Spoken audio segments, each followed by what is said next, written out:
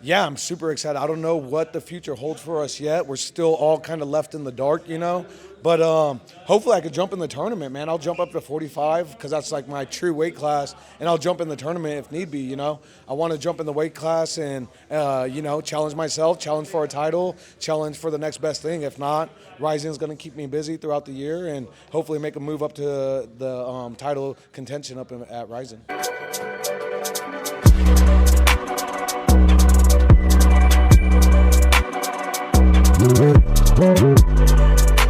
Michael Hernandez here of MLH Media, and I'm here today with a very special guest, one of the top talents in all of the West Coast, not only the West Coast, but all the world, man. You're over there in Rizin killing it. How's it going today, Mr. Archuleta? Good, man. Came to support one of my favorite training partners, Arnold Jimenez, he's been grinding with some of the best guys in the world for a very long time, and it's time to watch him rise. He's the cream now. It's time for him to rise to the top. You had a matchup recently over there on New Year's, had a little bit of trouble with everything. Can you give the fans a little bit of more of an insight into going through that, and not only that, but the travel associated with that, man? I mean, the LA to Japan, I feel like that's something that a lot of fight fans are maybe not taking into account with all these things going on. Yeah, that's the thing. You travel, and especially during a time where it's a change season, where things are cold, people are getting sick, and everything's perfect, right? And you show up and you get sick, and it's just like, what are you going to do? You're going to pull out. Like, there's 40,000 fans that are about to be there at the arena. You can't let those guys down. The fight already got rescheduled once. You can't reschedule it twice. And so sticking with it and just saying, you know what, do what you're going to do. I'm going to show up at weight. I got sick. I got a lot of retention for my weight to weigh in. They put the regulations on there, still showed up, weighed in, fought, had to weigh in twice, an hour before the fight. And so no matter what, I was there to fight, there to throw down, and, sometimes you got to go through the storm. Just like how Juan Archuleta is always ready to throw down, Bellator recently partnered over there with PFL. Obviously, a whole lot of people over there making the move. You just announced that Night of Champions card. What are the chances that we're going to see Archuleta hopping back in the mix over there for PFL possibly?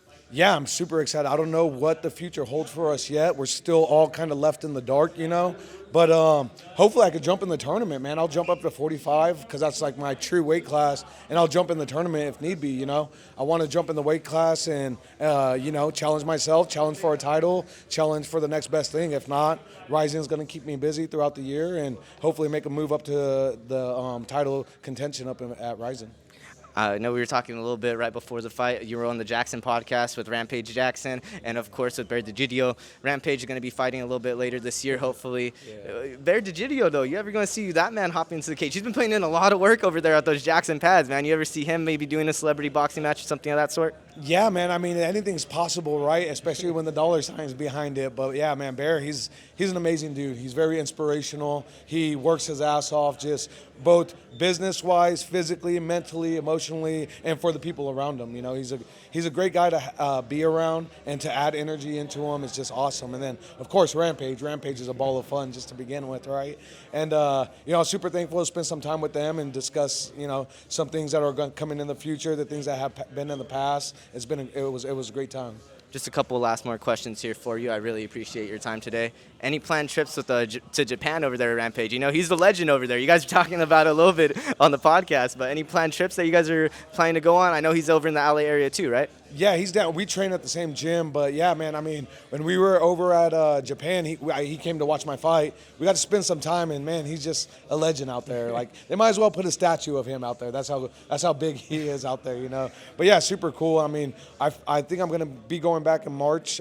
We got a Japanese guy coming down training, getting ready for a camp, fighting Takeda. So super excited. His name is Keohe Hagigawa. He's gonna be on the March card. Very excited. Look forward to watching him throw down like Arnold did tonight. Are we possibly going to see a rematch from the December 31st matchup? I know that was something that you had put in your Instagram caption, said that you would be down to run it back again. You also said that you would be down for anybody else that was coming your way. Any potential fight teasers or anything that the fans could be looking forward to this upcoming year? For a rematch, I've never gotten it, right? And there's a reason why people don't want to fight me again.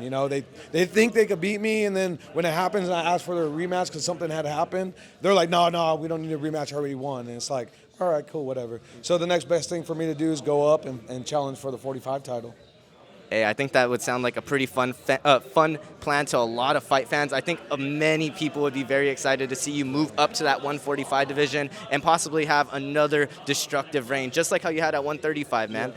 Well, that's the thing, like the cool thing is like I'm towards a part of my career where it's just like make fun fights happen, right? Like after I didn't pull out, like Saki Kabara had said this was the most pay-per-view they've sold in the history of Rizin, not Rizin and Pride, but just solely for Rizin. It was the most pay-per-view they've sold. It was the biggest crowd they've held, and I feel like I was part of that reasoning fighting Asakura. And like if I would have pulled out, right, it would have shown like, oh, what would have happened? Not very many people would have been pissed off again and things like that. So my value's there. I'm ready for these big fights, and I'm not taking anything other than that. I think you summed it up best, man. I think a lot of people are going to be very excited to see you come back in 2024. Whoever it is against, if it's against Sakabara, if whoever comes to the table, I think Juan Archuleta is going to be very game. Anybody else that you wanted to thank here for? I mean, obviously Arnold had a huge performance tonight, but for your training camps that you've had in lead up to your fights. I mean, right now I just want to give a shout out to A1. Thanks for making this fight happen. Thanks for giving my man a platform to come out and fight. Thanks to Hector for spending the time and waiting to keep the fight going. A true warrior right there. Some guys would have just said, nah, I'm taking someone else. So dude wanted to scrap Arnold. He wanted to prove to himself that he's the best. And so thanks to A1. Thank you guys for putting the show together. It's awesome.